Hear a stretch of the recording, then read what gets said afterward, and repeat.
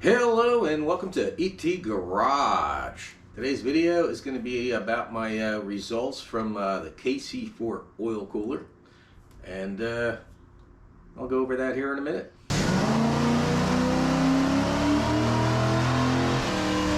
Okay, like I was saying, today's video is about the KC4 oil cooler. If you don't know what it is, this is it. Basically, it goes, if you're familiar with a small block Chevy, the oil filter mounts on the driver's side vertically, and this would sandwich in between it.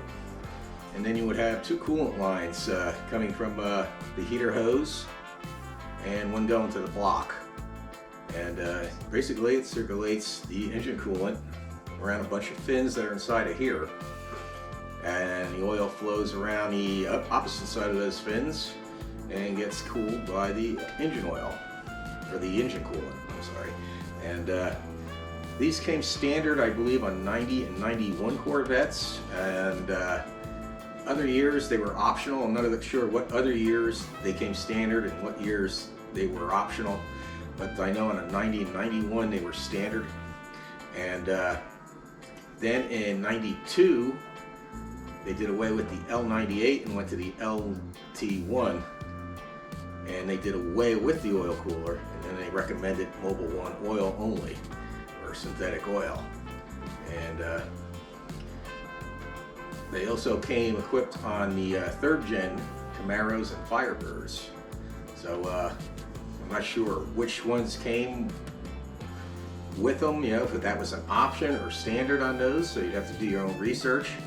But on my 90 Corvette, I bought that 163,000 miles, and it was a basket case, and one of the previous owners removed it.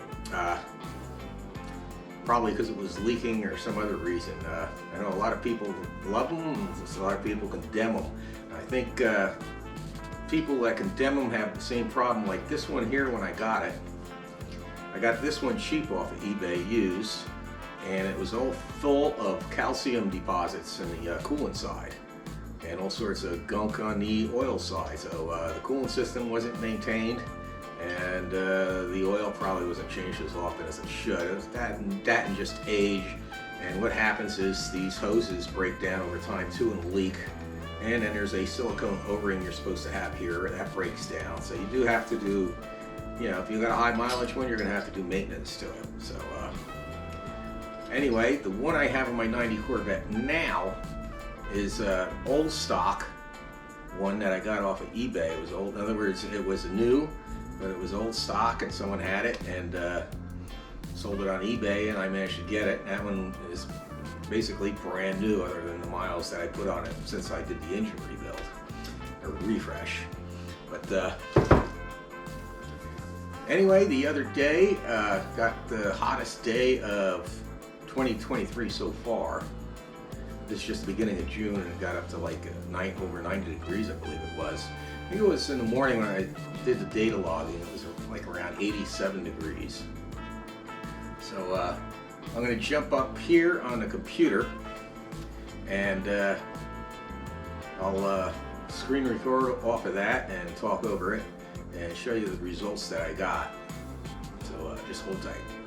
Okay, here we are in Tuner Pro, and this is a log from the other day.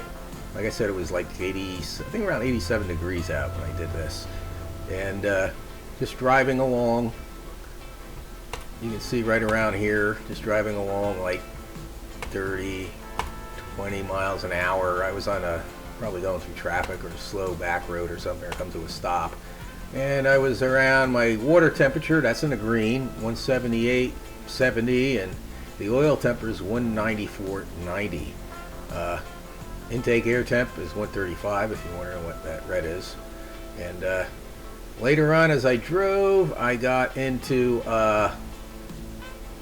behind slow-moving vehicle up a steep grade, and you can see here, the water temperature got up to 203, and the oil temperature got up to 209. So the oil temperature stayed pretty close to it. Did get higher than that. It got up to let me see, did get up to, if I can find it, Go through all these logs and find it. Could get up to like 211, 212. There's 205. The oil temperature and the water is 198. Did get up to 212 if I can find it. Like I said, if I can find it. I was behind slow-moving vehicle, going up a steep grade. I got stuck behind slow-moving vehicle on a secondary back road. And here the water temperature got up to 189 and the oil temperature was 212. I was probably lugging it quite a bit going up that hill. It's like 1200 RPM at 42 miles an hour.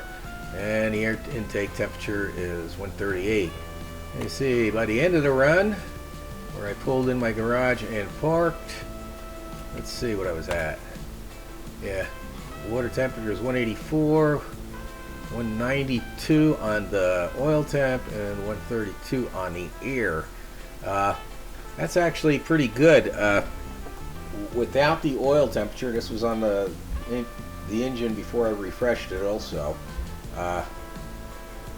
If it would get run a good 20 degrees plus over the water temperature. So like here's 184, it would be at 204 on a hot summer day.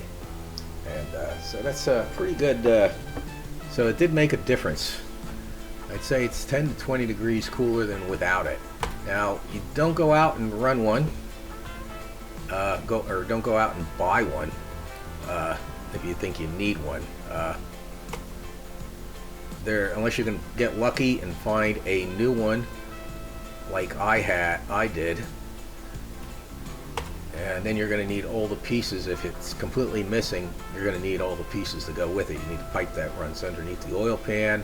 You're going to need the T-fitting, the fitting that goes in the block, and those two little hoses. Now, some of those hoses they don't make. I just sort of jury-rigged whatever hoses I had. So anyway, let's end the screen recording right here.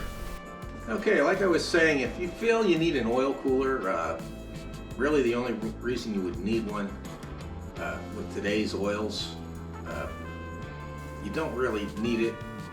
Today's oils are much better quality than they were even back in the 90s. And I'm talking about base stock oils, just regular dyno oil. And the best thing to do, of course, is just run a good synthetic oil, which has you'd have to get up to like 300 degrees, the oil temperature up to 300 degrees for that to break down. So like I said, GM did away with it on the LT1 and they just went to a synthetic oil, and that worked fine. If you're doing a lot of competition and you feel you need an oil cooler, just get an aftermarket oil cooler that's air cooled. You'd be a lot better off with one of them anyway. It's nice to have. It's not necessary, not with today's oil, but it is good to see the results. And I can tell you right now from old data logs that yeah, it is 10 to 20 degrees cooler with the KC4 oil cooler than without it. On cold weather, when I ran it, I can't really say it helped heat it up that much faster. It seemed like it did heat it up a little bit faster, but not that much faster. Not as fast as I would have liked to. It still did help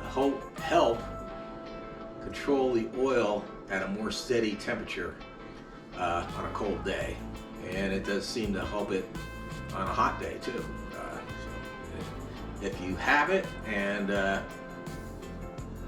it requires maintenance, just do the maintenance on it. As long as there's nothing wrong with it, keep it, or just switch to a good synthetic oil, like I said. Yeah, that's it's kind of a slow day right now and a kind of a boring video, but that's what I got right now.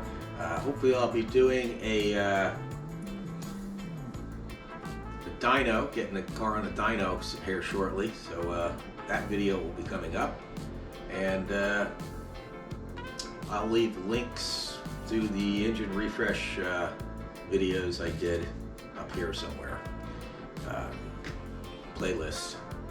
But that's all I got going on right now. I don't know if I'm going to hit any car shows this weekend. Like I said, I will be doing it, getting the Corvette on the dyno. That's going to be disappointing, I'm afraid. I'm not happy with this engine build at all, but I'll go into that video. Anyway, Sorry I don't have anything more exciting, but I want everybody to have a good day and God bless.